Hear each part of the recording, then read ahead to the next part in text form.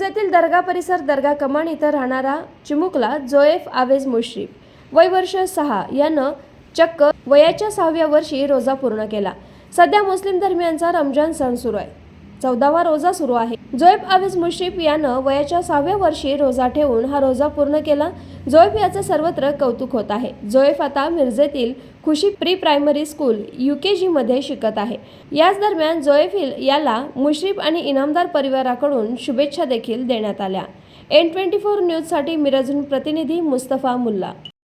अल्लाह तेरा है एहसान, रोज़ नमाज़ें और कुरान है ये सब रूहे ईमान, नूरे रमज़ान।